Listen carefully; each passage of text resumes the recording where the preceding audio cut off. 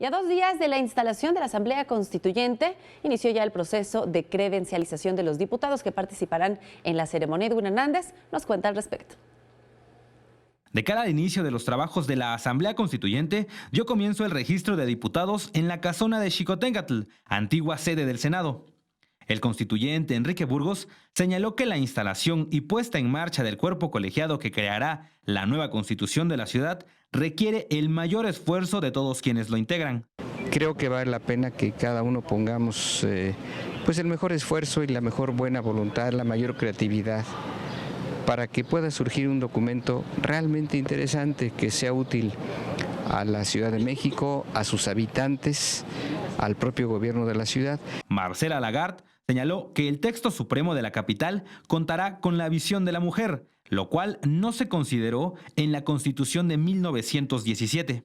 Y esta vez habremos varias mujeres constituyentes y eso va a marcar la diferencia, estoy segura. Vengo con todas las ganas, con toda el orgullo de representar a quienes trabajamos por la igualdad, por los derechos humanos de todas las personas.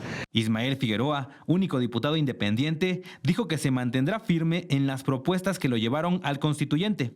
Pero bueno, aquí estamos y vamos a hacer un buen papel. Y así como trabajamos en los bomberos, incluso con la fuerza y salvando la vida de quien no conocemos, así vamos a trabajar en el constituyente. No tenemos miedo a nadie. El proceso de acreditación fue rechazado por los diputados de Morena, quienes señalaron que este no es obligatorio, ya que no se encuentra previsto en el articulado de la reforma política. Por ahora, aún se desconoce la hora de instalación de la Asamblea Constituyente, en tanto que el proceso de acreditación concluye el 14 de septiembre. Joel Arias en las imágenes, Edwin Hernández, 21 Noticias.